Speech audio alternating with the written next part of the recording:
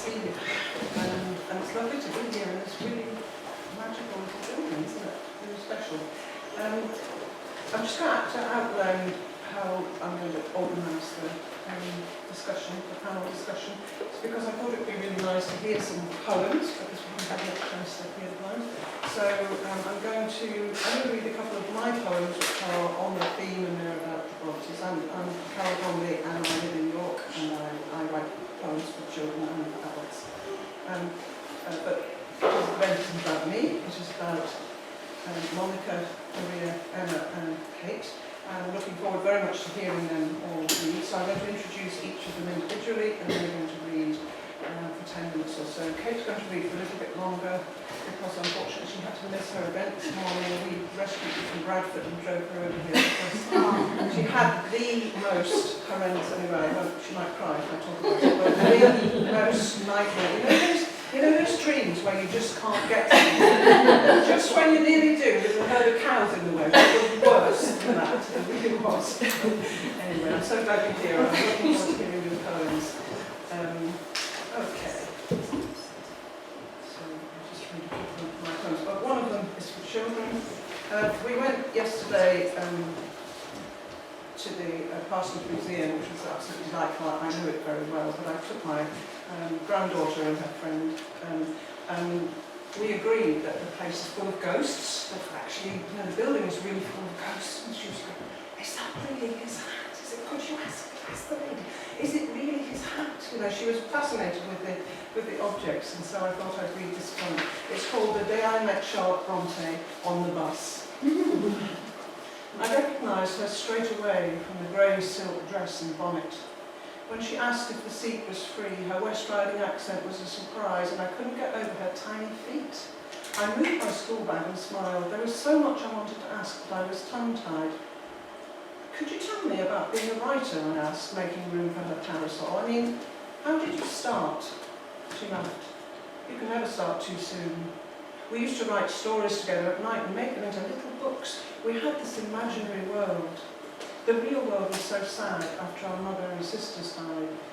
We illustrated our stories too. I've heard you can still see our tiny books in the parsonage, and my wedding dress, and locks of our hair. It's strange to be famous after all these years. Weren't you always famous? Heavens no, I had so many rejections I ran out of space on the envelope. I just crossed out my name and sent the book to somebody else. Looking back, that may have been a mistake, but paper was expensive and we were poor. And did you show your stories to anyone to ask for their advice? Oh yes, but don't ever be put off. I sent mine to a really famous writer. Guess what he said? Writing is not, and should not be, the business of a woman's life. Were you sad? I was furious. I thought, I'll show you.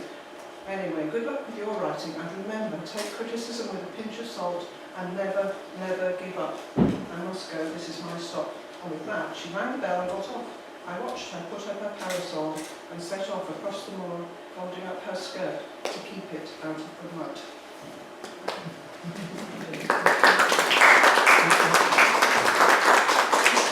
I'll do a short, but it's a sonnet actually, a short poem, which really is about, we're thinking about webs of childhood, aren't we? We're thinking about childhood and how it forms you into the person you are really. And so this is called Morning Bracelet, and it's about a bracelet in the Parsonage Museum, which isn't actually on display, but I've come over for a special workshop.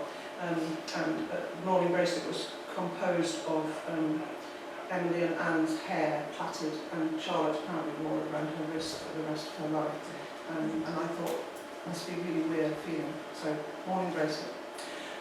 I wear my sisters round my wrist. Loop over loop, their twisted hair chafes my skin as I write here in the kitchen late at night. Who is it clears her throat before the clocks strike a turn of stare? Who's the face in the copper pan? Out of the gate for air I run, and they're leaping now from stone to stone. Down the cobbled lane I fly in Anne's best cotton gloves, the hobnailed boots Emily loved. Footsteps when there's no one there, just these twists of my sister's hair.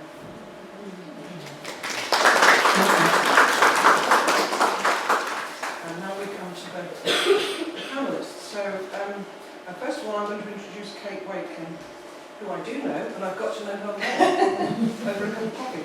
Kate Wakeling is a poet and musicologist who writes for both children and adults. Her collections for children include Moon Juice and Cloud Soup, Young Press, and A Dinosaur at the Bus Stop, Otterbury.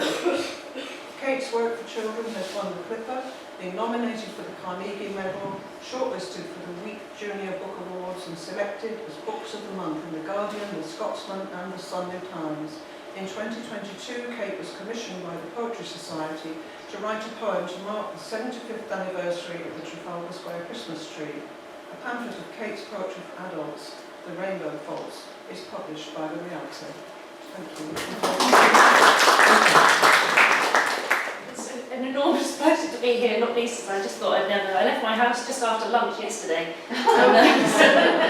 Got stranded in Leeds and lots of excitement, so it's really nice to be here. And it's actually a huge pleasure to have a chance to think about writing for adults and writing for children, and thinking about childhood and how that interweaves poems for adults as well. So it's really nice to be here. So yeah, I'm going to just read a few poems. I'm going to start with some poems for adults, and then you're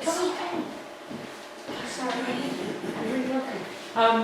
Yes, I'm going to read some poems for adults, and I'm actually going to read some poems for children as well, because yeah, when I write for children, I'm not just writing for children. I'm always writing and thinking about the adults who might be around, and I think there's something really special about children's writing and how it can resonate with adults as well.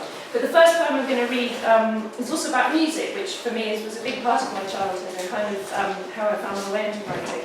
And this poem is called Chopin's Prelude in D-flat major, Raindrop, which is quite a famous bit of music that has this repeated note all the way through, this idea of a raindrop. And there was a lot of music in the house where I grew up, which was quite a complicated place and quite complicated responses to music, and not much talking about stuff, but a lot of music making. So this is a poem about that. So Chopin's Prelude in D-flat major, Raindrop. We played it unthinkably. We were not pianists, my brother and I. In the quiet house, we blundered on with crooked necks and flat palms. We played to beige carpet and a closed door. It felt to me, this piece, like light, not rain. Light passing through a soft new leaf, where F is a leaf, and D flat is a leaf, and A flat is a leaf. We were lifted by its persistence. We didn't know anything, but sensed what it was to keep going in this place of not saying. And so we stumbled brightly on with our exceptionally uneven legato. We took it very purely. We certainly weren't listening. And someone, somewhere, must be at it right now, placing these same quavers in a line, making light from rain.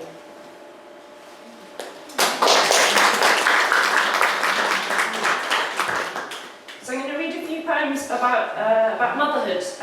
Yes, they're really interesting. I've sort of actually started writing for children at the point that my son was born, and yeah, my sort of writing over the last few years feels very entwined with the experience of being a parent as well. So, well, the poem I'm going to read is called Delivery, and it's about childbirth. I don't know if I ought to apologise for that. No, I'm not going to apologise. I remember when I was part of a really nice writing workshop that when I sort of, left to go on to have this baby, a member of the group came and said, "Oh, you're going to write loads of poems about having babies now?" And I remember thinking, "Oh God, of course I mustn't." But anyway, I'm glad I have done. And this, yes, when it was in did well in the competition. I remember thinking, it took me about 6 years to actually write something about having babies, and I thought back to this person's comment that kind of haunted me for at least 5 years. But I suppose, yes, sometimes those can be useful plugs in the socket, something like that. So this is Delivery. After the brimming, the blood heave and tug, the wondrous fouling, the fork snap, this whole place bloomed, sacked, rubied out of mystery into mystery, quit crux deep by its small furious, by its holy purple lord, trunk to swell anew in milk plunge, till clock settles to fray, rubble worsted skin slacked to ripple, flummoxed, The weird heap struck out into slow, quick scents. The rest sat still as billowed cast of once hoard, of muscles split lock, of magic heavy used. And so this is a poem called The Children's Pyjamas. I think it's probably enough. It's called The Children's Pyjamas. The children's pyjamas are all over the floor, spilled soft as milk. My little lizards have shed their dream skins. They have shrugged off the mute pastels of the night. I puzzle my way through each flopped limb, letting the spent cloth move like silt across my palms. In the quiet morning, I like to handle their ghosts, vacant and lovely as cloud. How pliant they are, how forgiving.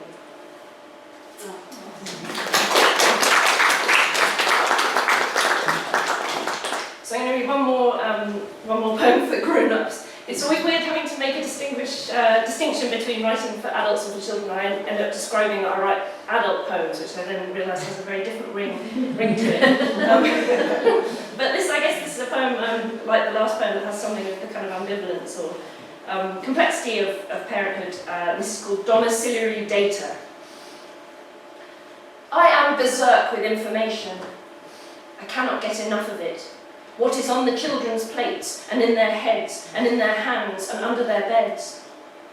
My conviction is that I know everything, and I mean it only as the tenderest of vigilance. How sad that it pushes home sharp and terrible as a needle underfoot. My thoughts once billowed across themselves, casual as ink loosed in water.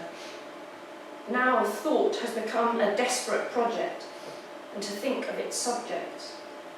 It is a spindly machine, expert and deranged. It ticks up and down the house, harvesting particulars. The thing is, data means things given. We now reject this plural, taking it instead as a mass noun like rain or sand. Things, too many to count, that slip very readily through the fingers. I'm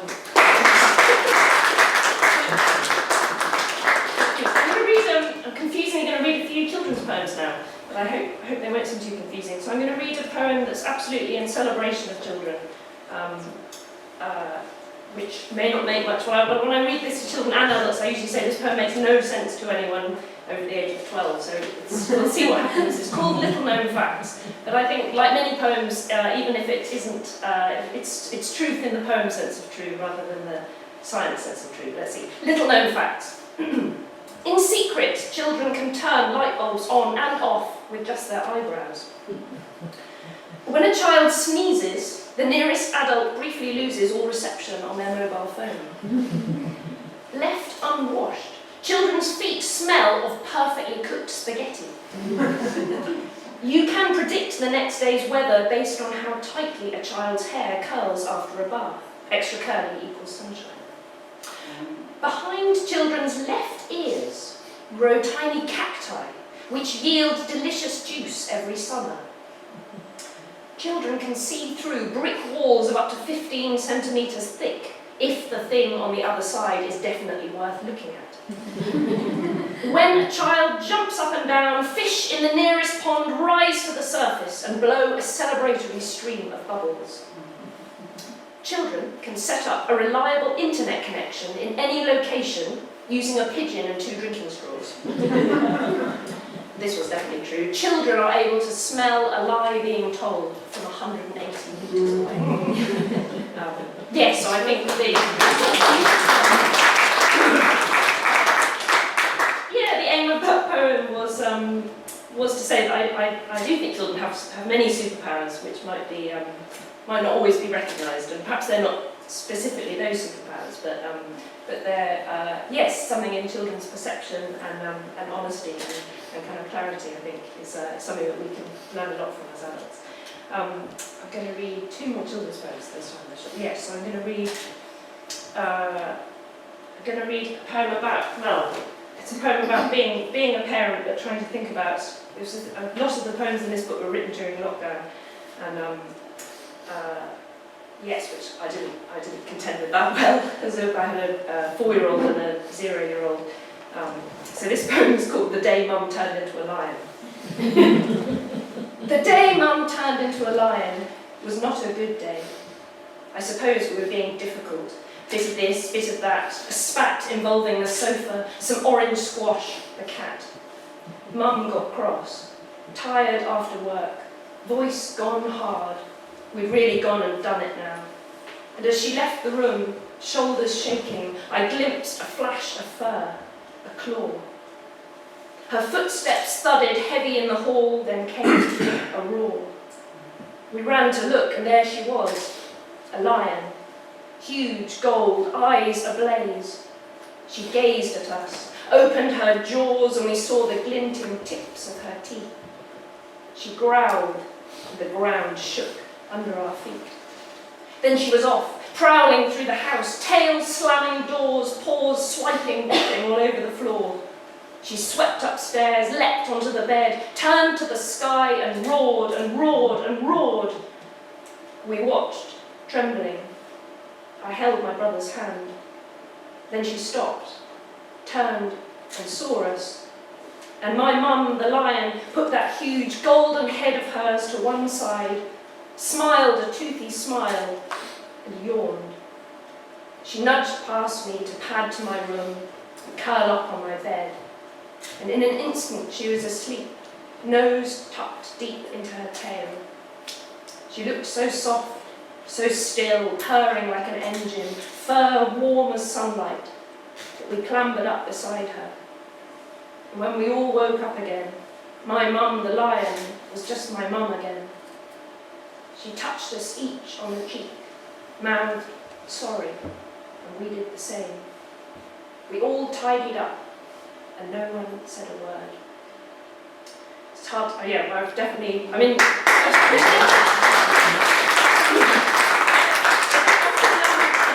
often read that poem aloud to children, but I suppose in a way it's like a very, it's a long apology to my children for the number of times I did turn into a lion in that period.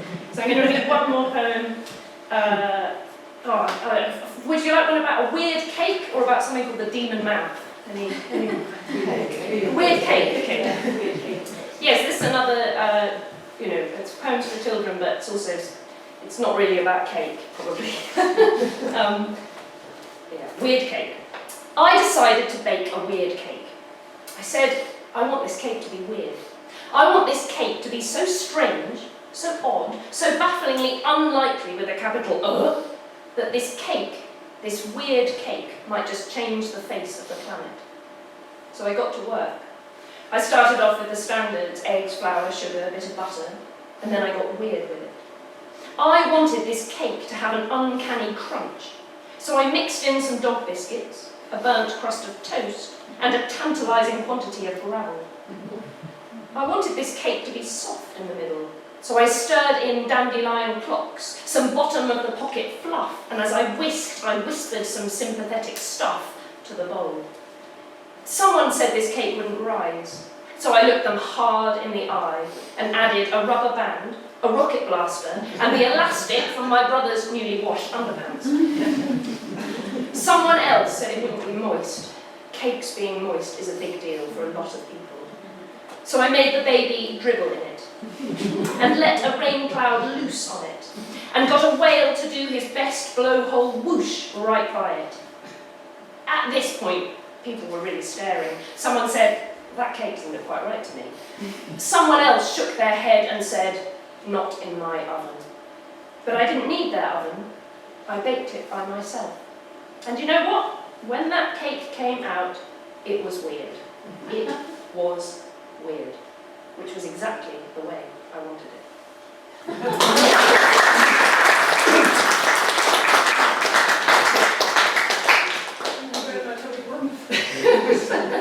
A strange thing to have done, so thanks for bearing with me. Okay, that brings us to Emma. Emma Conally-Barklem is a yoga teacher, author, poet and grief worker based in North Yorkshire. She's an ambassador for accessible and inclusive yoga, teaching workshops and retreats around the world. She has a YouTube channel, Emma Live Yoga, teaches yoga for Good Grief UK, and is part of Marie Curie's UK's Legacies campaign, which spotlights end-of-life care and will writing, and is currently showing on UK TV and across various media outlets. Emma was a lecturer in English literature for 13 years and has an MA in Victorian literature. Pushcart Prize nominated, Emma had a summer residency at the Bronte Parsonage Museum and was named one of Ilkley Poetry Festival's New Northern Poets 2022 and 2023. She was commissioned to write a poem after Ted Hughes for the 50th anniversary of the festival, which was filmed around Ilkley. Her first poetry collection, The Ridings, at Written Off Publishing, was curated into her first photography and poetry exhibition, The Ridings, Bradford, Working Class Family Life, Loss and Landscape, 1970s to 1990s, at South Square Gallery, Bradford. Most recently, Emma has filmed an episode of Robson Green's Weekend Escapes for the BBC, as she leads Robson and actress Laura Norton in a nature poetry workshop. Her collection on the Bronte sisters, which I can really recommend, beautiful hymns from the sisters, is out now at Querentia Press.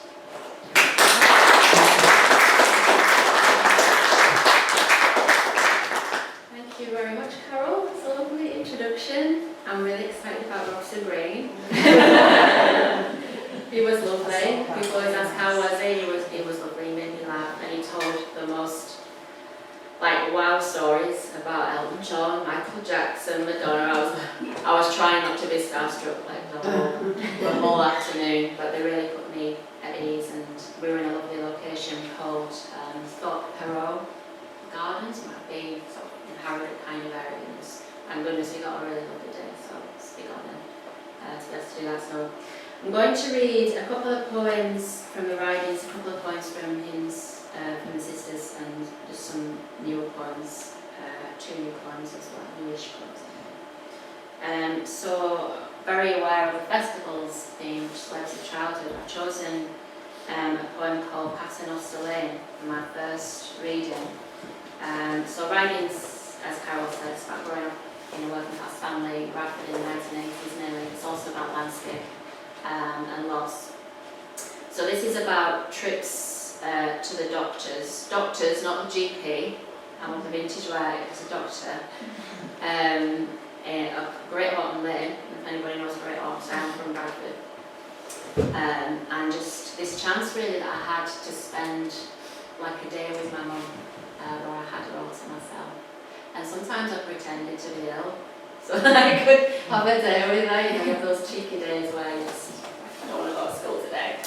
So I'm not sure which this was, but this is one that kind of stayed in my memory. So this is called Paternoster Lane, which was the name of the road the doctors was on.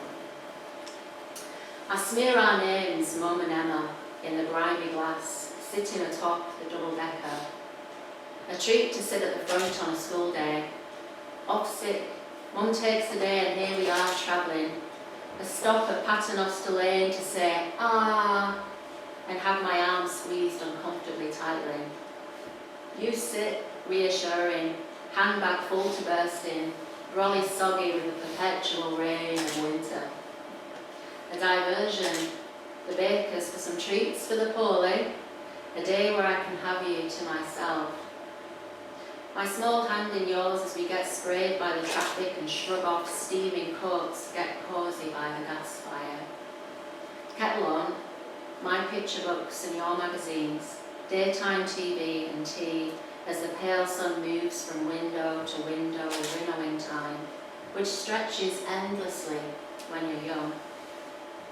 A mum lasts forever, walls to snuggle into, cuts tended, bruises soothed, a heart to bleed into. All is ordinary till now, when your absence fills my hollows with an ache I'm not used to.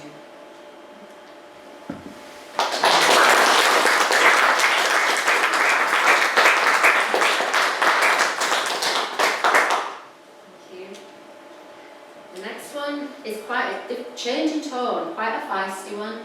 So I was a lecturer, as I said, for 13 years, and I never really encountered any racism teaching English literature until this one incident in a college. And I am Team Emily, so I thought about my heroine, Emily, and how she would have kind of handled this situation, and how she would have kind of lifted her chin in this incident, and that kind of is something that occurred to me as it was happening and kind of stayed with me to write this poem. This poem was a highly commended one in Black and White Poetry Anthology a few years ago, and the brief was to write a poem about a racist incident you might have experienced in the classroom, and I experienced it as a teacher. So it's called Now No Coward Soul Am I. A knock at the classroom door, morning fog of teenagers, teacher filled with caffeine, optimism and love of the Brontes. No, this isn't African studies. Starched pause, lambent air of embarrassment as woke students snigger. Geez, miss, really? I mean, really? Did I hear clearly? Incredulous, swallowed back shock, swearing solidarity from cynical white youth, the truth of this racism, archaic as chalk on a board. He really did say that, but there's no such thing on the syllabus. So was he just taking the piss or trying to dismiss my right to educate in the ways of literature? Histrionic female mulatto has no rights here in the hallowed halls of Shakespeare. Did you think education would clear the decks to respect? I continued, defiant as Emily, knowing the remedy is me, imperious, brimful of books and passion, no rash reaction, instead going higher words as swords. So fall back, anachronistic tutor, as I sally forth into a new future.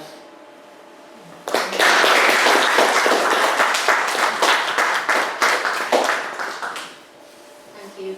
So my next one is actually written for a prompt to the poetry competition. I've been entering quite a lot of poetry competitions, and it was the East Riding poetry competition, and the prompt was My Perfect Place. So last summer, sitting in my yard in August, sunshine, we were writing this poem, which is called Soft Brush. It's actually based here, so it's based on the flora and fauna of Powers Moor, which is so dear to me, close to my heart. And it actually won the bronze prize for the competition, which was a big honour. So I got to perform it in Burlington. I got an amazing goodie bag of about 100 books. So I was over the moon. That was better than winning the prize. So this poem is called Soft Brush. All the heart went out with this. The sky shelled river delta. Beaded stoked slink through blanket fog. Gallinago. Gallinago. Wings softened in peat boughs, waves beatific near Soft Brush. It could look bleak. Medieval clearance crouched under wheat ear. Heather cast in elderberry coach rubs golden clover through its lining. The moss and artery through dry stone walling. If this is home, tell the bronze men who lay beneath worm farm sediment, rusted great skin, pervading the fingered sun. Tell them this can be mine too, though I crossed Sugar Plain to get here, to shock the oyster words I read, teething on scree, to worry the egg of a meadow pipit, brown hands grind with lanolin. It's Yorkshire, foul and glorious. Trade the snare ship crowded with felt chins, my perfect place. The stream a crotal bell beyond chimney and shale, a bilberry smart, lapwing's triticole, curlew's cry, fern, femur.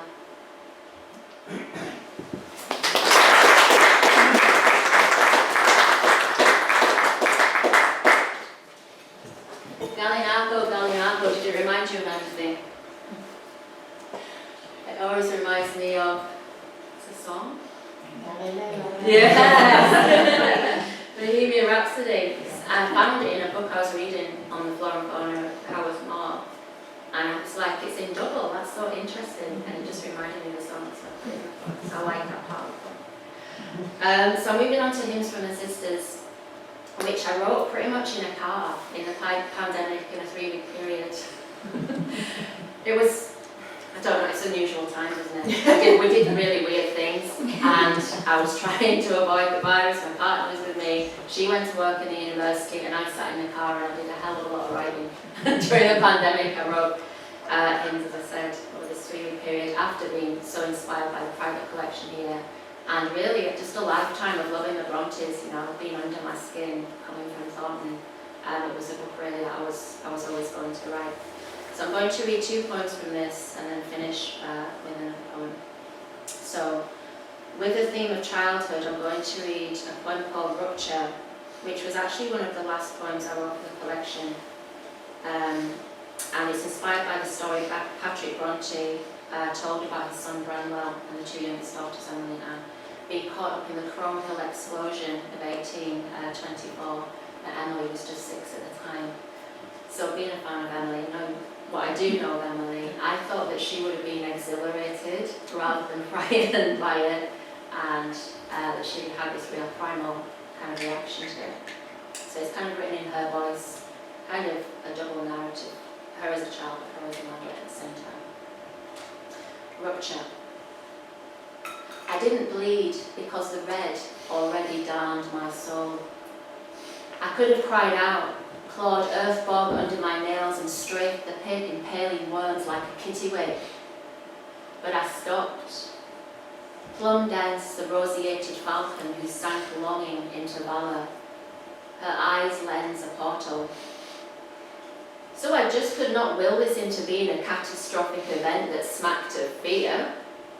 Not with the thrill of inert gases shifting around my ears. Silk shoes squelched in the moor's rupture is all, and I in rapture. I kept it close, this explosion, returned high as seeming as a sexton, and picked grit from my crossed tooth.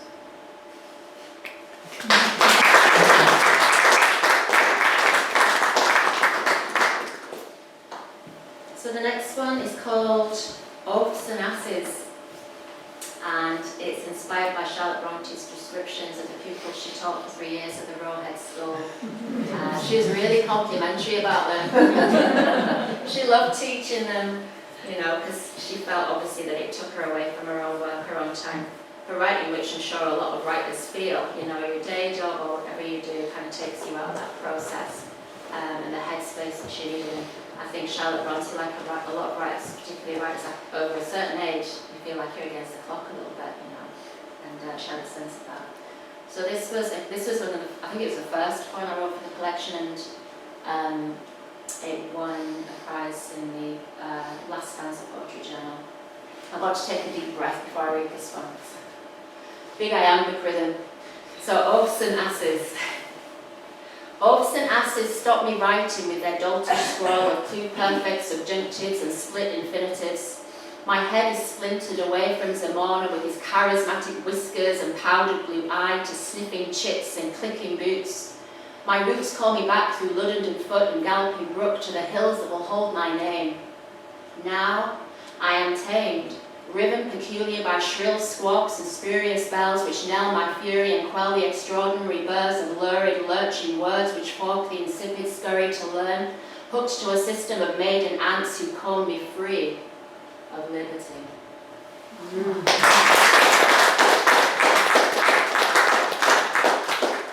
Thank you. So my last one, Carole mentioned my commission piece. Again, a huge honour. Ted Hughes is one of my big heroes. Not so much for his personal life, because I'm also a big Sylvia Plath fan, but for his work and his connection to nature. So they asked me to write 50 years after Ted Hughes was Poet Laureate for the Oak Literature Festival. Commissioned me to write a poem after his collection, Cave Birds. And they also asked me to write about my literary heroes, Northern and otherwise. So in this poem there are the voices of Emily Bronte, obviously, Sylvia Plath, and weirdly William Blake. He's kind of a Cockney Brummy, but I love William Blake, so I managed to get him in, and of course Ted is at the beginning. So this is called Bitter Linnet, and the foreword is: ampler skylines lift wider wings of simpler light, from Walking Bear, Cave Birds by Ted Hughes.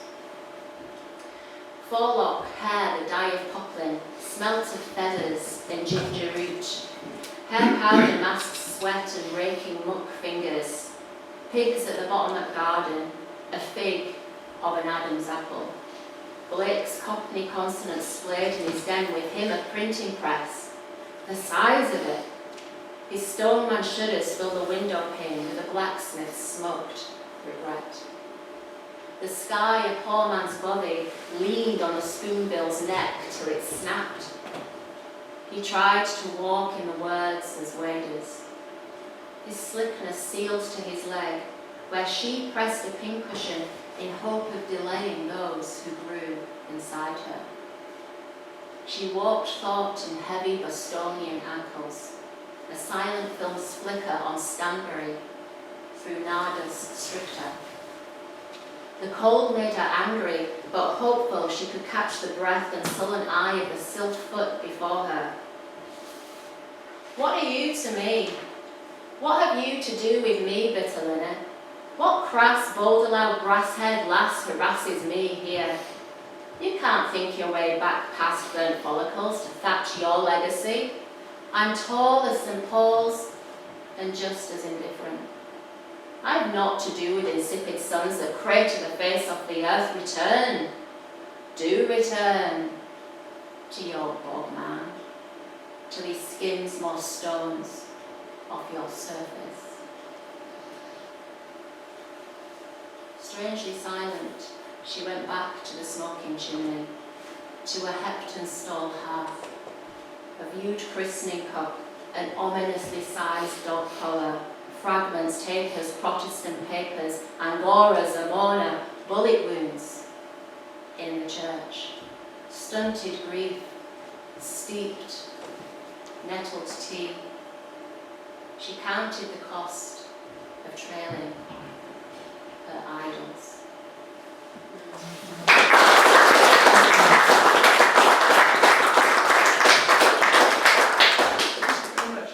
Really love those. Thank you. And your Hymns from the Sisters is a really beautiful book. Right at the end. Right, our next reader is Monika Radojevic, who is a Brazilian Montenegrin writer, award-winning poet and women's rights advocate. In 2019, she became the inaugural winner of the Murky Books New Writers' Prize for her poetry, and her debut collection, Teeth in the Back of My Neck, was published in 2021 with Penguin Random House. In 2022, Monika launched Feminist Invoicing, a poetry project and workshop series about power dynamics and what we're owed from systems of oppression. Her debut short story collection, A Beautiful Life of Consequence, and debut novel, Strangerland, will be published in 2025 and 2026. It's very exciting, and I really loved your poems which are on display, aren't they? Bronte poems which are on display just inside the Parsonage Museum, so you must make sure to go there and read Monika's poems. But exciting about the novels too. Okay, Monika, lovely to have you with us. Hi, I'm going to stand, so I always move around a bit when I perform. Thank you so much for having me. I'm going to perform two poems from my poetry collection and then two newer ones off my phone, so it's obviously you can show sorry. And I should also add, if you see tears in my eyes, I'm not crying at my own work. I'm not that arrogant. I've had an allergic reaction to something. So just don't, please don't think I'm sort of so moved by myself. I wrote this collection. I was 23 and 24 when I wrote this. Pandemic. I mean, like you said, things were weird, and I think one of the most exposing things, especially when you're young, and this is the kind of first introduction to writing and to poetry, is publishing a poetry collection about yourself. It feels very exposing, and I went through a real journey of imposter syndrome, and so this is a sort of realization of that, and it's also a calling back to the girl that I remember being at a very young age. She was very the kind of child that adults would call bright but needs to stop talking in the classroom. So this one is called You Always Saw Yourself in a Cape. You have caught me, and now I have to look you in the eye with the deepest of sighs and tell you things are worse from that time. That time you flew around the playground, bruised knees, clenched teeth, pretending to be a superheroine, a Miss Incredible. You who wanted to play Hermione in the Eden of the make-believe, but couldn't bear that she wasn't the protagonist of the story.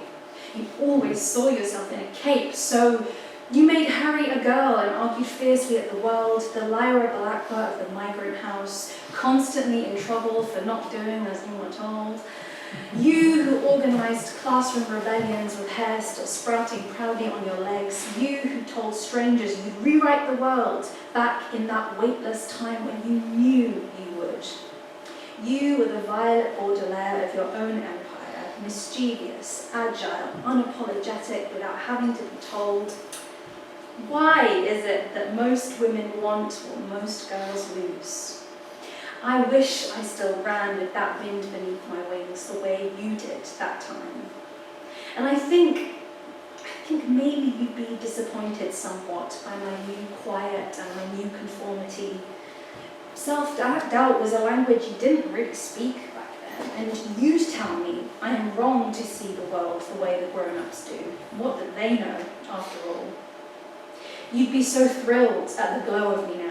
This I know because I know you well. You look at me with an awe that I don't see and tell me to pick myself up off the floor. I think, overall, you'd be impatient with my own humbleness and my own desire to be better, look better, love better. I don't think you'd recognise this sour taste of perceived inadequacy. You always saw yourself in a cape, and when you ruled this body, you knew you were the best.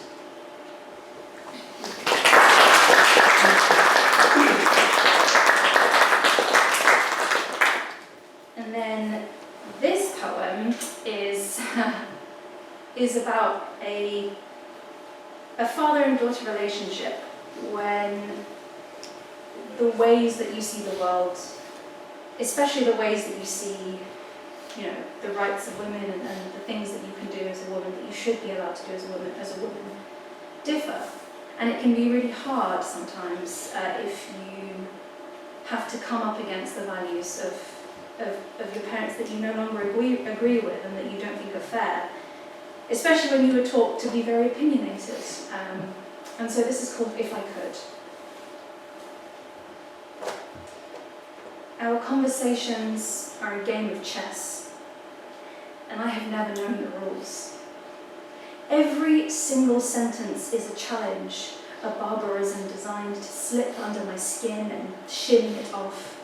So my composure circles the drain, and you tell me you cannot speak to me when I get like this. And if I could, I would flatten and stretch myself to become your mirror. But I am what you made me, my father's daughter after all. You raised me to be headstrong and wear my beliefs like a crown. You taught me to speak the truth with my chest and molded me into something fierce. Praised me for my uncompromising steps through life until we discovered just how different I would become from the kind of daughter you needed to soak up the pain of your firstborn. And if I could, I would have done that for you. Trust me, I would have. All those moments I saw you needed it. If I knew a way how to put out that fire, I'd turn my body into a reservoir and keep us in still waters. I might even have tempered down my thunderstorms to be exactly who you wanted. But you taught me to be unapologetic in my first breath. And so you don't get to demand atonement in my second. And if I could, I would lend you my eyes for you to grasp why I am compelled to tear up the ground you stand on. Perhaps then our footsteps would align the way they did when I had to take extra steps to match your pace, when you were the sun and I revolved around you and you and you. I know it hurts you that I picked up my roots and reassembled them into a language you don't understand. I know you think me too self-sabotaging, but to me it is offensive to be a minnow in a net cast solely by men. And you place such pride on rebellion living in your blood until your blood picks up and rebels against you. But maybe I was born to push your membranes further. And since I was shaped to be outrageous in my defiance, your outrage cannot bother me. And if I could, I would be your little girl forever. But you equipped me for battle the moment you taught me to cast my opinions in iron.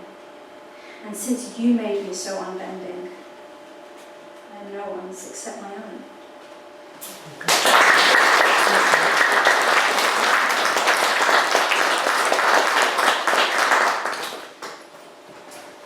The next one that I am going to read, penultimate one, is, as mentioned, I'm writing a novel at the moment, and it's fiction, but it's based on a true story. And writing this and having to do the research for it, it's based on a true family story, a beautiful story, but actually a story with a lot of trauma, a story with war and migration and racism and military dictatorships and all kinds of things built into it. And so writing it and unpacking it has made me learn a lot, not just about my family, but about myself. And so I wrote this as a way to explore how experience is passed down from parent to child and so on, and so from grandparent to parent even, and so on. And so this is called Carnivore.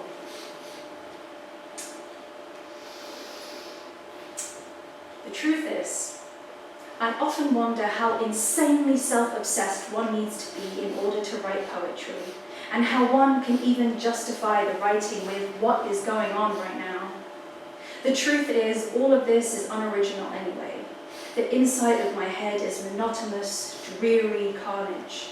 Bloodthirsty thoughts chewing up the grey matter.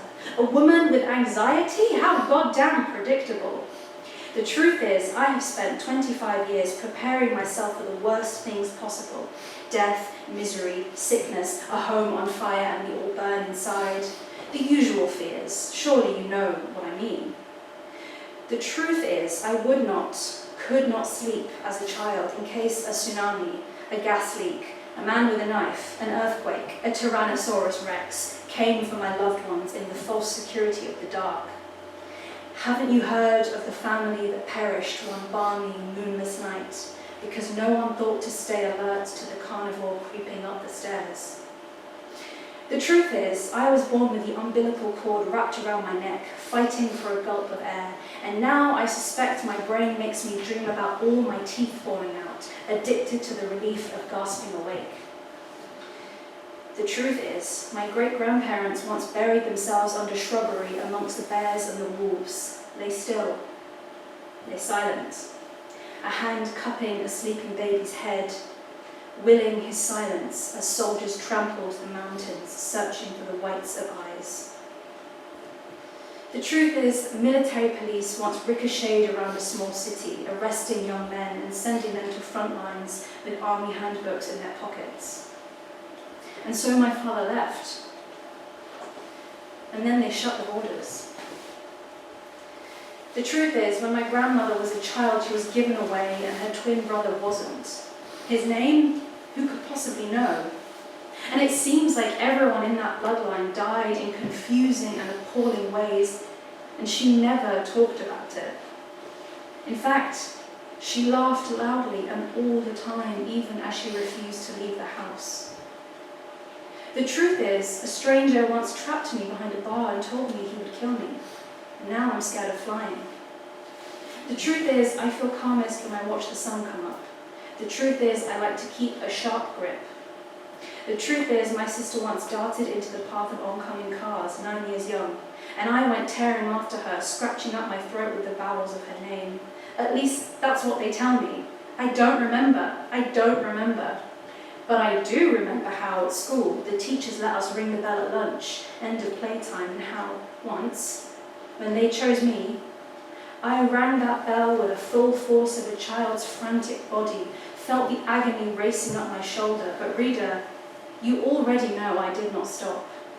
I have always been good at hurting myself in order to sound the alarm.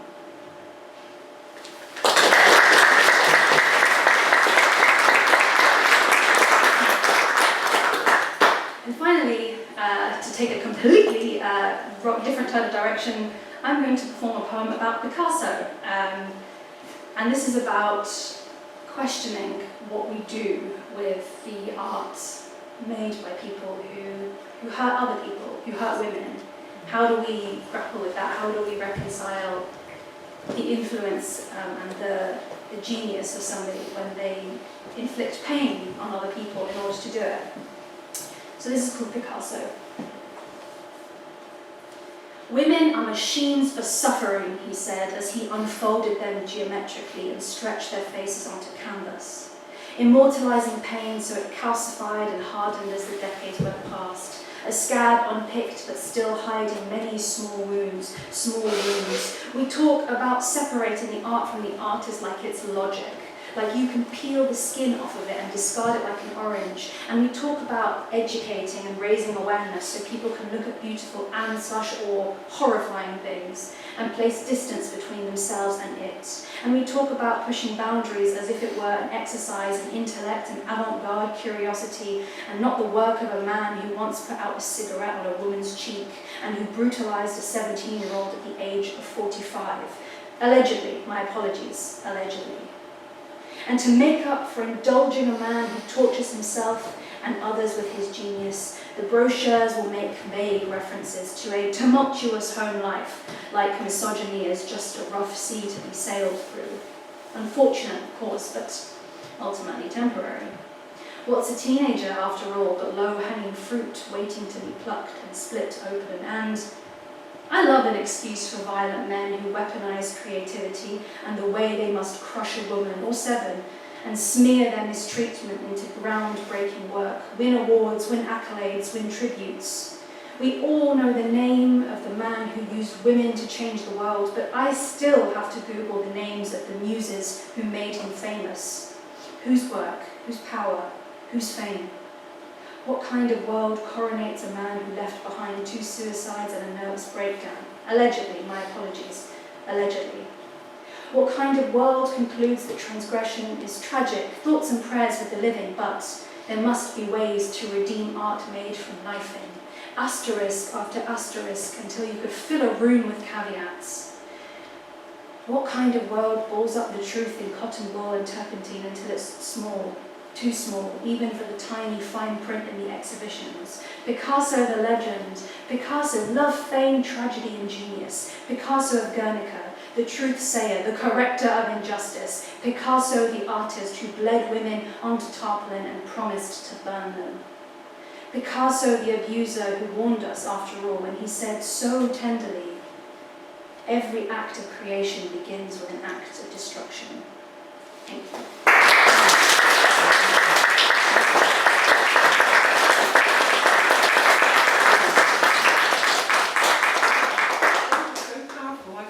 So caught up in everything that I was going to say at the end. Okay, wonderful. The Picasso one, absolutely fabulous. Thank you.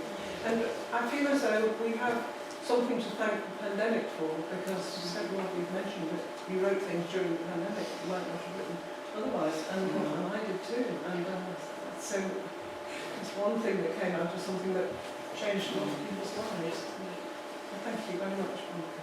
Okay, and that brings us last but not least to Maria Ferguson. Maria is a writer and performer. Her poetry has been widely anthologised and published in literary magazines such as Magma, The Rialto, The North and Poetry Review.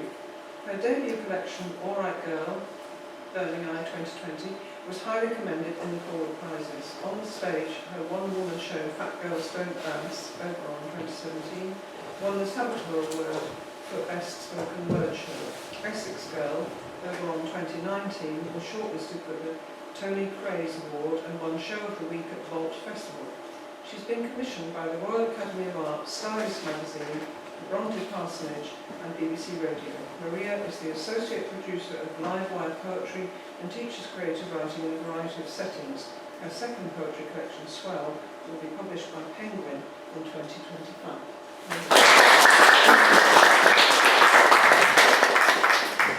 Hello. Thank you so much, everyone else. I was enjoying the reading so much I kind of forgot that I was here for the same thing. I was like, oh, I've got to do my bit now. So yeah, thank you so much for that introduction. I've been working quite closely with the Parsonage this year. They commissioned me to write a series of poems that are now on display in the exhibition for the Web of Childhood. So I'm going to read some of those now. And if you did want to read all of them in their entirety, they're in the exhibition, and I've also recorded them so you can listen to them, listen to my voice as well. So yeah, a little bit about the commission. I had a starting point with the Bronte's mother, also called Maria or Mariah, I think they pronounce it. And I just realised that there were several parallels between myself and Bronte's mother. She was originally from Cornwall in the south and moved to Yorkshire where she had a family. I'm not from Cornwall, I'm originally from East London, Essex, but my parents now live in Cornwall, my mum lives in Cornwall, and I moved here to settle down and have a family. My husband's from the north. And yeah, I just found a sort of connection, I suppose, and started writing into that and writing into my relationship with my mother. She's very much still with us, but she's far away from me, which I find incredibly difficult, especially since I've become a mother myself. So I'm going to read a few about that relationship, about the Brontes, and about becoming a mother. The collection of poems is called Pathways, and this is the title piece, Pathways. Cornish shores, a smuggler's cot, the tides turn as they always have. My mother walks the coastal path in walking boots and waterproof, treading footsteps left by those who came before, who led the way. I think of her at Falmouth Bay, time passing like grains of sand, as I look out to rolling hills that sing my city heart to sleep. Through endless moors and cobbled streets, she calls to me. Their mother, mine, linked by name and sacrifice. These moves we've made to water, space, roaming sheep and countryside. Our common ground, we root ourselves where men we love can thrive.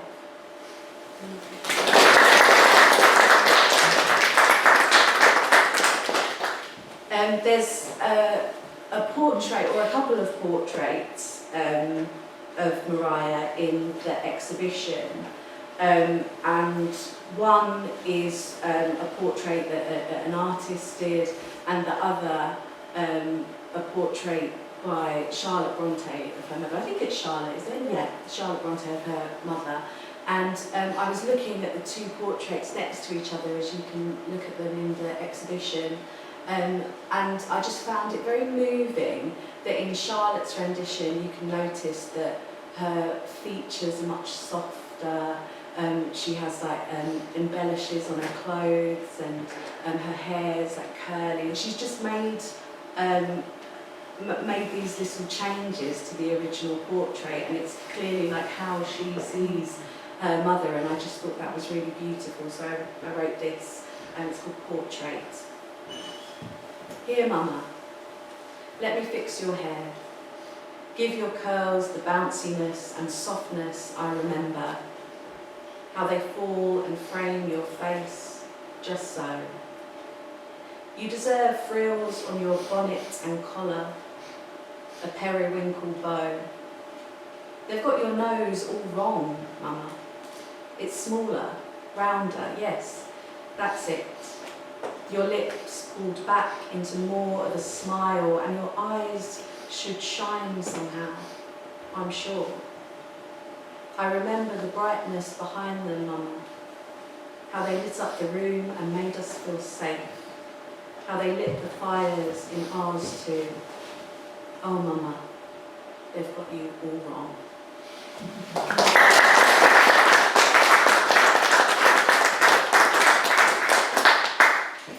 This one's called Distance, and it's about my relationship with my mum.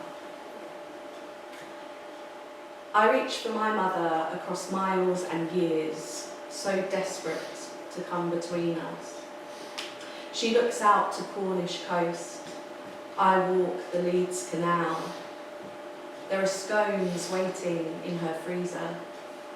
We'll present her grandson like a lion cub, and he'll flap on the beach like a caught fish until one day he runs like a dog off the lead. More and more now, she talks about death. I hold the time we have with care, like a birthday cake at a garden party. I am shielding its candles from wind.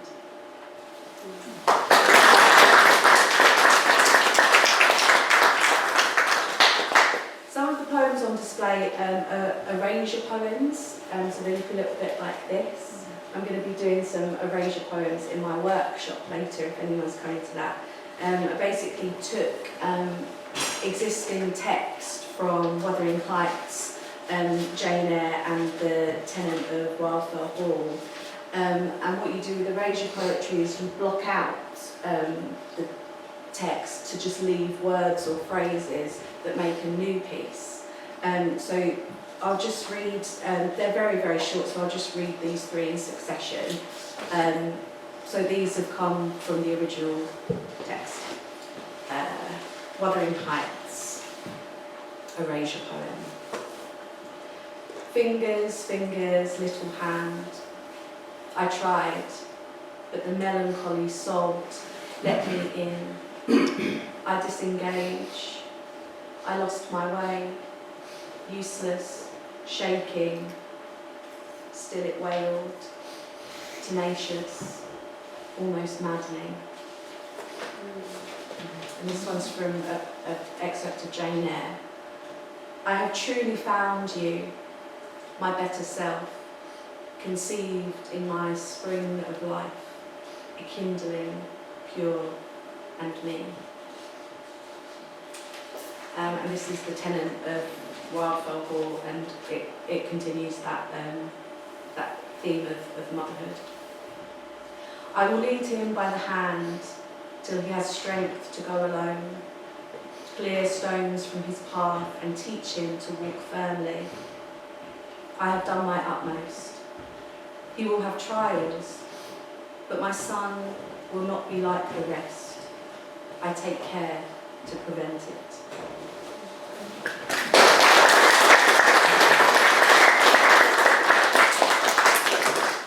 So yeah, I have a little boy, he's 2, and I have written a lot about the experience. My collection that's coming out next year, Swell, is all about becoming a mother, but more so about all the difficult things that we don't really talk about too much when we talk about motherhood, or we might have guilt or shame attached to those things.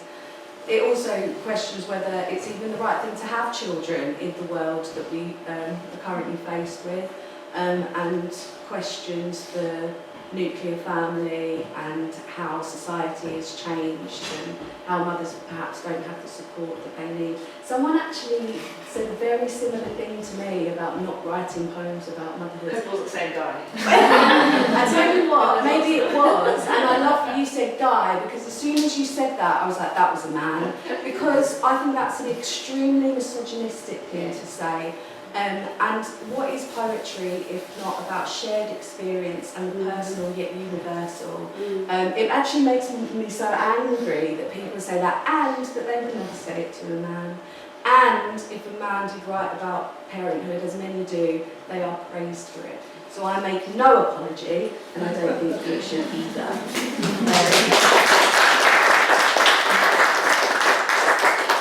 And I loved your poems, so keep writing them. This is the last one I'm going to share from the commission, and then I might share one from the book that I've got coming out. So this is called postpartum. And for these ones, I took quotes, existing quotes from the Bronte's work, and I weaved them through the poem. So this quote is, "I am no bird and no net ensnares me," from Jane Eyre. So who am I? Now my stitches have healed and my cycle returned like a rose in the bowl. Who am I? Now my bed is my own, and no milk leaks from my breasts in the night when he cries and moans like an injured bird. We are still so helpless, and yet so stubborn. The years are passing, I have no control. A trout caught in a fisherman's net, a siren who has lost her song. My love, my guilt, my fear ensnares the me of now and the one before, calling out from the depths.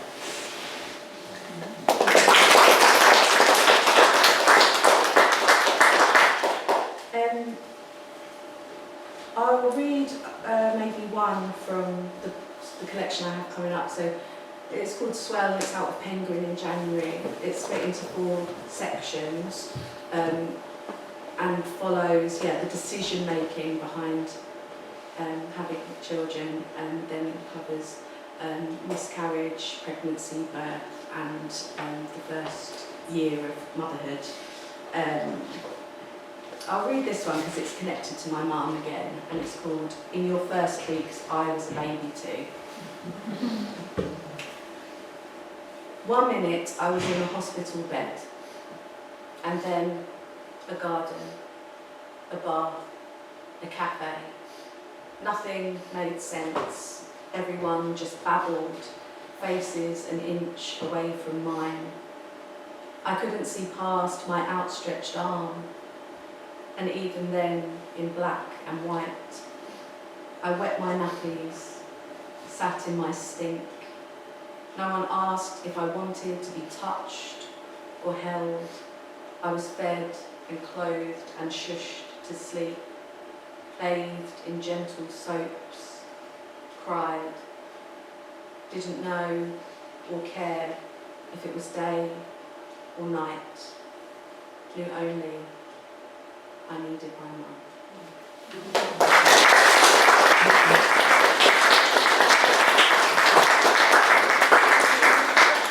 So much. Given us all a new and really fresh view of the Brontes and the poems in the exhibition, which is beautiful. Thank you. It's interesting, isn't it, that the Brontes, we've talked quite a lot about mothering and motherhood, and of course the Brontes grew up most of their childhood motherless with a rather distant father. I wondered if you could, each of you could just tell us something about your childhood and how you think it shaped you as a person, and particularly as a writer, because certainly the Brontes' background, certainly we have a great deal to be grateful for the fact that they had such a dreadful childhood, really sad childhood, but look at the wonderful works which came out of it. So if any of you have anything to say about your own childhood and how you think it shaped you as a writer. Perhaps Kate, you want to start us off? Well, the first thing I talk to my therapist about most weeks. But I'll say it here. I guess for me, a lot when I really think about writing about childhood, I think a lot about a slow brewing divorce of my parents and a sense of an unsaidness. And I think that to me is that's why I want to write still, is the feeling of things, not of a sense of an atmosphere and a texture to it that I couldn't, that I was trying to unpick, but a sort of strong sense of, and that what writing allows is sort of somehow laying out that texture of any situation or of any set of thoughts. Not necessarily, it's not clarifying, it's just kind of exploring, or you don't get to the bottom of things. I don't find through my writing. I feel like it's not as simple as that, but it's something about unsaidness and painfulness and not being able to express things in so way. And it's interesting. It was my mum's a music teacher, and there was a lot of music, which I think has been very formative. So that was the main thing I did as a teenager, was music stuff, and I didn't write at all. apart from a diary that I wrote absolutely religiously and kept for years and years, all through my 20s as well. I guess sort of practicing for another kind of writing, but yeah, I guess interesting the connections between music and poetry and that sense of words chiming and the kind of the sort of magic of sense and of not sense in poetry, I think.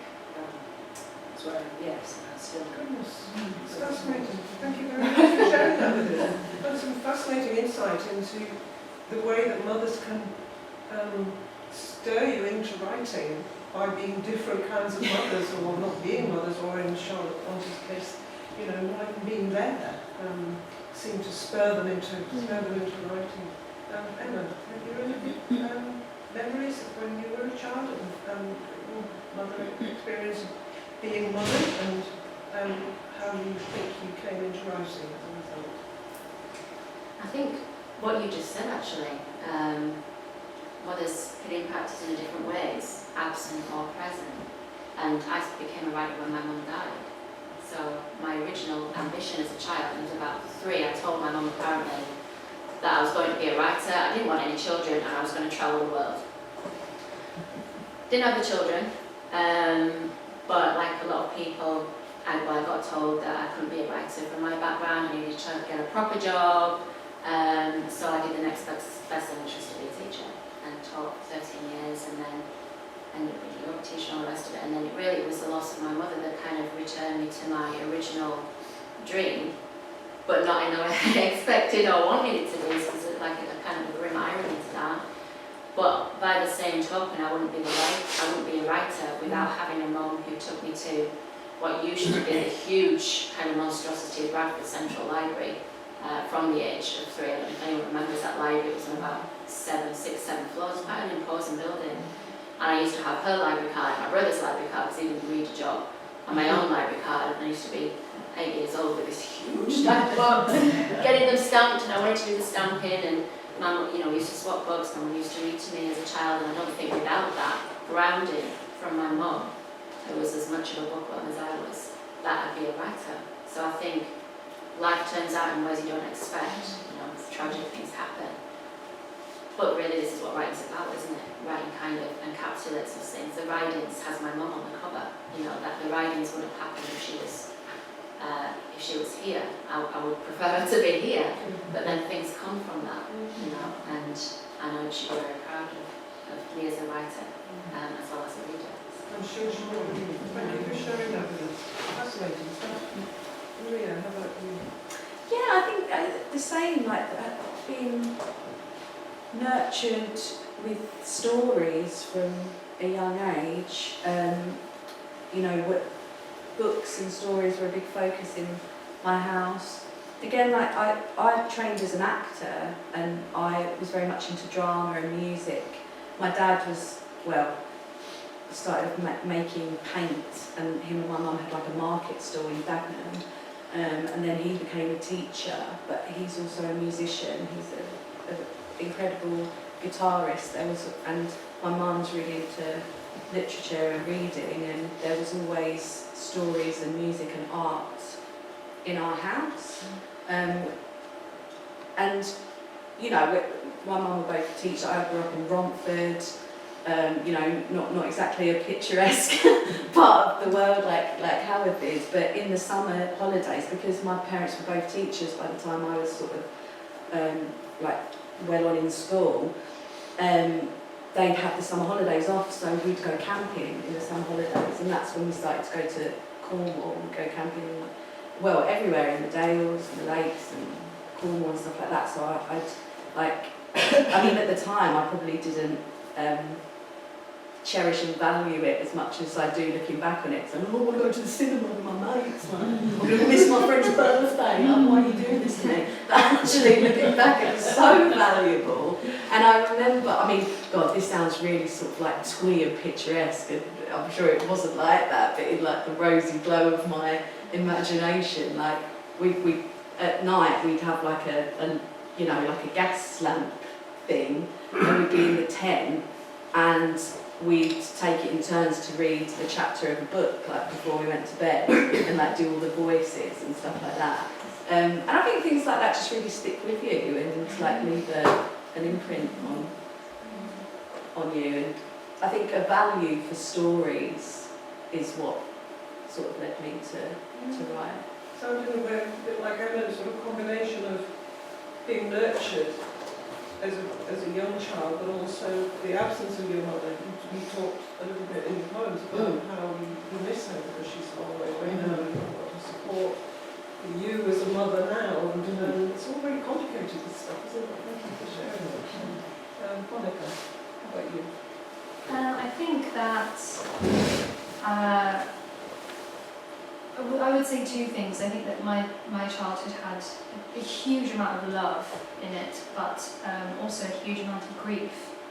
And I think what that taught me to do is to be very comfortable with exploring the two sides of anything, like exploring the grief, but also the love in that, and how they're the same thing. It's just that one hurts more, I guess.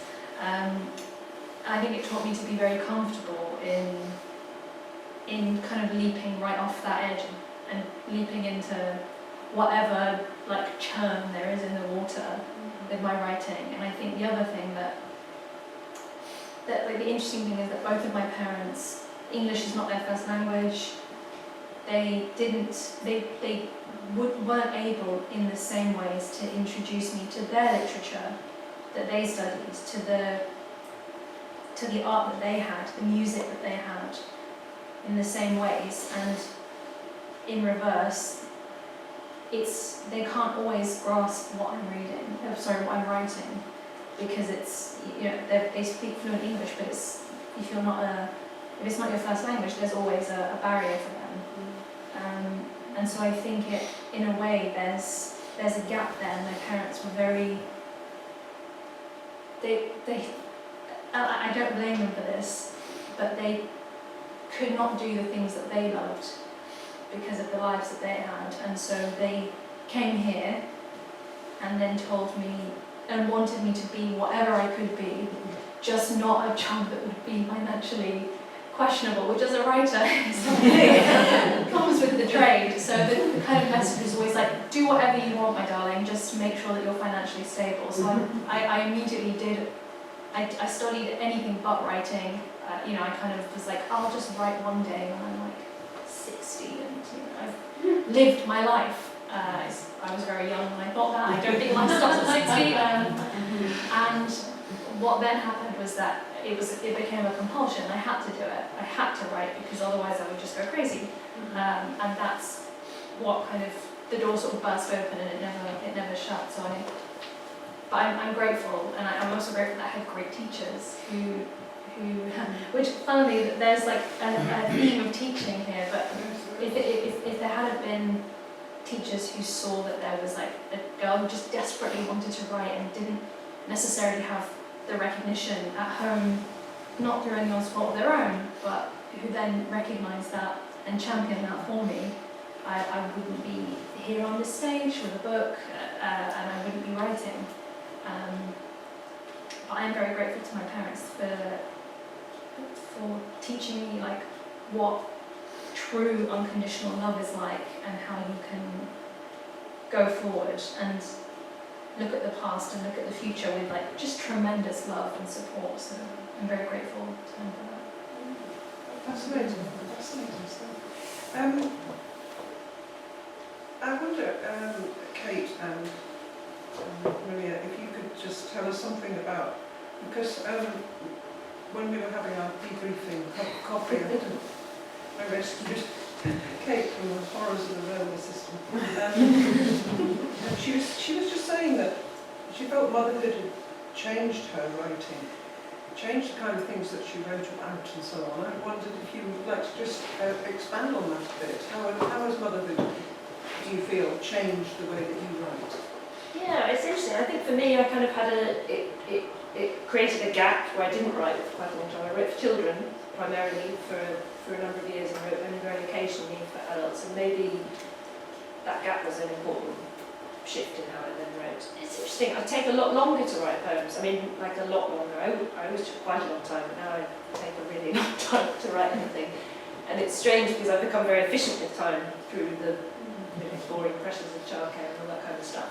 But it's interesting that I suppose I feel like my writing before I had children was, I suppose I just had a different sort of trusted instinct, and I think I had less to say, but that's not because I had more.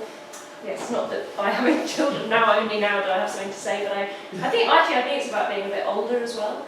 That something about the mid-40s, it feels like there's a sort of snap focus of a certain sense of the world or something like that. I don't exactly know actually what the answer is, and it's interesting, but it has something that's changed, and I feel like I feel strong about the poems. I can't articulate it very well in this context.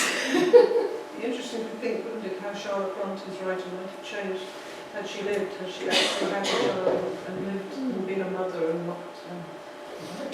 You'll never know, wouldn't you? Maria, what was your experience of becoming a mother and the effect it had on your writing?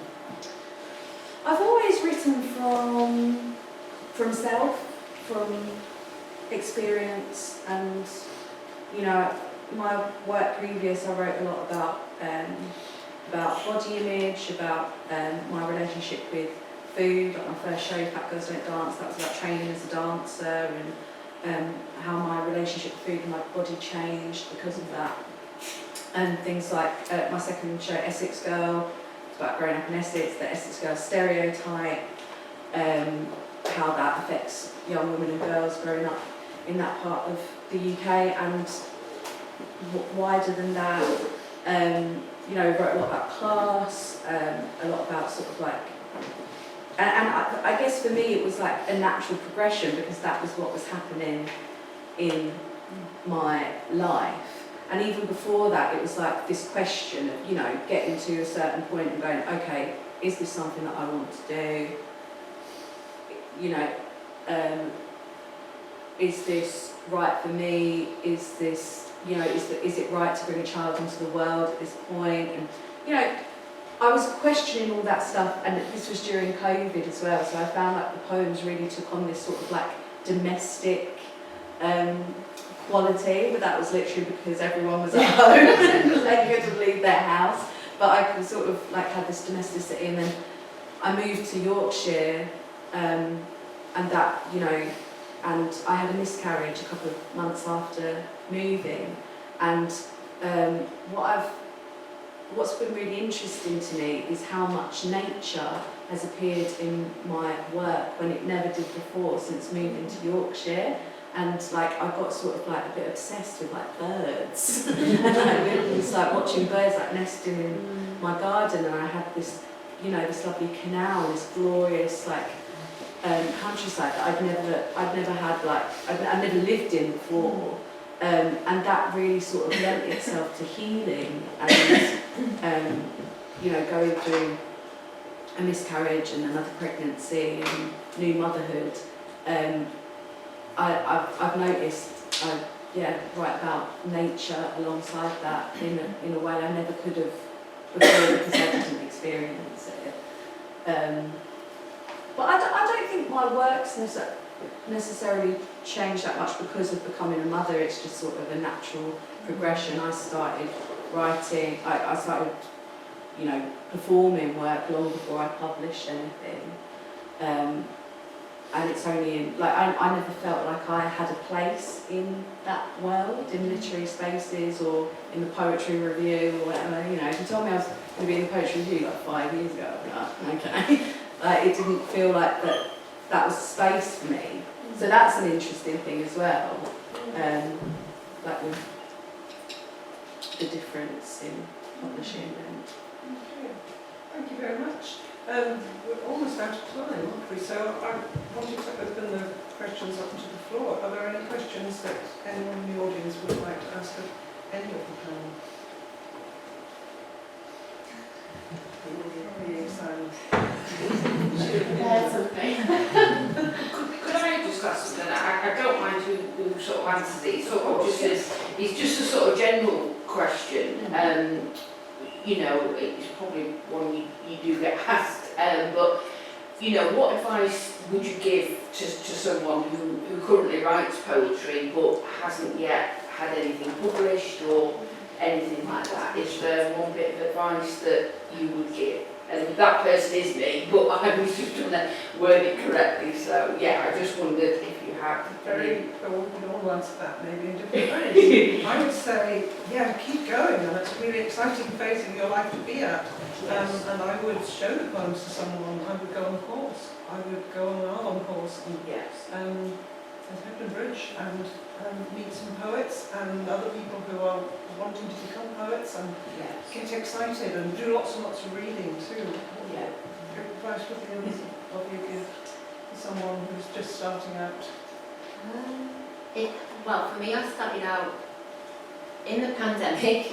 I was a complete Luddite, so I never used any kind of social media or anything. I was like, I like books, and I'm not interested in social media. Of course, we all went onto social media and things like that during the pandemic, so I ended up on Instagram, which was random for me. So for me, I started entering poetry contests and connecting with poets and writers that way, anonymously, so I didn't have the pressure of, oh, people are judging my work, but I could get that interaction with people, and that's really how I started as a writer. Okay. And then I applied for everything, and one of the things I kind of learned for me, particularly because writers are sensitive, you know, we have a really thin skin, but you have to develop a thicker one for all the rejections you're going to get. So I learned that writing is rejection, and it's like 80% of being a writer, and I've gone from being prostrate on the floor crying with the Galaxy bar, saying I'm a really crap writer, to just kind of learning to take it on the chin, and also learning that it's not personal, you know, depending on who you are submitted to. Magazines have quotas, they have space, you might be looking for a particular thing. So 9 times out of 10 it's not personal. It feels personal, but it's not. And I've learned kind of that way that you do need to keep going, as Carole said, to keep applying and to enjoy your work and to place a value on your work aside from anyone else liking it or seeking approval in that way. So not externalising too much. Thank you. Anyone else like to come in on that question? I mean, I agree. Enter the competitions. Not only are they like fun prompts, but they, you know, just the act of entering it, and who knows what it could happen. And it might never happen, and that doesn't mean that the poetry isn't good, as you said. But I would also say that try and think about the story that you're telling in your poems, which is something that I had to learn when I wrote a poetry collection, like having no idea how to do that. Which is that you need to try and figure out the story that you're telling, and then understand how each of the poems relate to each other within the collection, not just because what I thought a poetry collection was just like a bunch of poems that you put in a book. But that's not what I learned. For me at least, that's not what it is. You're telling you've got a narrative arc, just like a fiction piece, so you've got to understand like what's the story, what's the crescendo, what's the end feeling, and those all need to somehow interlink to each other within the poems. There needs to be some sort of connection to them, and I would say once you may have done that already, but once you have done that, you suddenly find yourself with a collection, and then all of a sudden you've got something and somewhere to go with it. Okay, thank you. Thank you, I really appreciate that. Thank you. Anything to add to that? Yeah, I think community. I think for me that was a really, yes, I thought I was a very sort of quiet, nervous writer for a long time, and it made a huge difference to just join a writing group, and actually that kind of, and I found also the kind of regularity. But actually, there's so many things online that's very accessible. I have been in a poetry group, but sadly that ended last year. But I was in it for a few years, and that was what actually sparked me writing poetry again, because I hadn't actually written anything since my late teens, early 20s. And then I started again 6 years ago because of a writing group. That's what brought it all out in me. So, and I haven't stopped writing since. So, I agree with everything that's been said, but I'd also just say take your time, and that there's no rush. Sometimes you can feel pressure, like I must get something out, but you know, it's just as much I feel about the process as the end result, and it doesn't have to happen immediately. Be patient. Be patient, and you know, definitely apply, send if you want your poems in magazines, or you want to send them to a competition, like absolutely, definitely do. I was far too scared and made assumptions like I don't belong here in my head that held me back from doing that. And I only started sending poems to magazines at like a few years ago. Probably for the first year I got rejected from every single one. Yeah.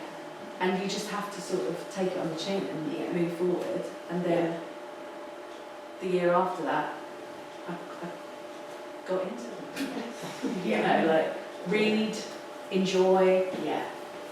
and yeah.